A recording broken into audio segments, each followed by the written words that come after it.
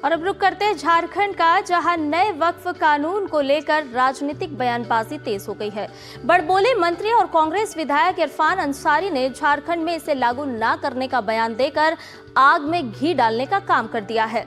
भाजपा ने मंत्री के बयान पर पलटवार करते हुए कहा कि कांग्रेस और झामुमो नागरिकता कानून की तरह ही इस मुद्दे पर भी लोगों को गुमराह कर रहा है।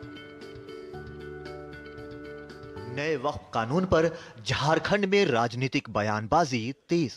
हेमंत सरकार के मंत्री के बयान से मचा सियासी घमासान।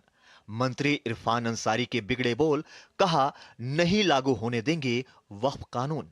भाजपा का पलटवार, कहा कांग्रेस और झामुमो कर रही है भ्रमित। कानूनों के जानकारों ने कहा संसद के कानून को लागू करना राज्यों का दायित्व। नए वक्फ कानून पर झारखंड में सियासी घमासान मचा है। कांग्रेस नेता और मंत्री इरफान अंसारी के नए वक्फ कानून के विरोध में दिए गए बयान से सत्ता के गलियारे में उबाल है। हालांकि कानून के जानकार कह रहे हैं कि केंद्र द्वारा बनाए गए कानूनों पर राज्यों के पास बहुत कुछ करने के लिए नहीं है। नए संशोधित वक्फ कानून पर राजनीतिक बयानबाजी रुकने का नाम नहीं ले रही है।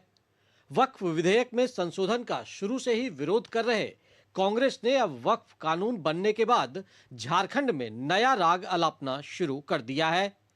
राज्य सरकार में मंत्री और विधायक इरफान अंसारी ने कहा है कि भाजपा का यह तुगलकी फरमान है और यह बिल झारखंड में लागू नहीं होगा। झारखंड में किसी कीमत पर ये बिल लागू नहीं होने देंगे। इधर भारतीय जनता पार्टी ने इरफान अंसारी के बयान पर कड़ी आपत्ति जताई है। पार्टी की प्रदेश प्रवक्ता राफिया नाज ने कहा है कि 3 तलाक और नागरिकता संशोधन अधिनियम सीएए की तरह कांग्रेस जनता को सिर्फ गुमराह कर रही है और उन्हें गरीब मुसलमानों के हितों की कोई चिंता नहीं है।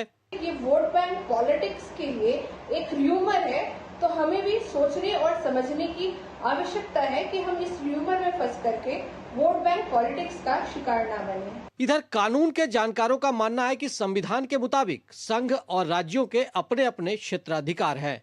हालांकि संसद से पारित कानूनों के संबंध में विकल्प काफी कम है और उन्हें मानना राज्य सरकार की बाध्यता है। आपको याद होगा 3 तलाक में भी बहुत ह्यू एंड क्राई हुआ था, लेकिन आज औरतें, स्पेशली मुस्लिम औरतें उससे बेनिफिट कर रही हैं और वैसे मैं श्योर हूँ कि वक्फ बोर्ड से भी लोग बेनिफिट करेंगे। कानून का रूप ले चुका है, ऐसे में सभी राज्य सरकारों को ये बाध्यता हो जाती है कि उस कानून को माने।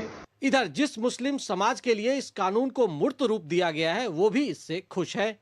झारखंड जमीयत उलमा के महासचिव मौलाना असगर मिजवाही ने कहा कि नया वक्फ कानून गरीब मुसलमानों की जिंदगी में बदलाव लाएगा। जो मुसलमान के पसमानदा लोग हैं, गरीब लोग हैं, यतीम लोग हैं, उसके लिए हम चाहेंगे कि इसको उसी एतबार से उनके उत्थान के लिए और उसकी कामयाबी के लिए और उनके कामों में आने के लिए हम इसको फरोख्त भी कर सकते हैं।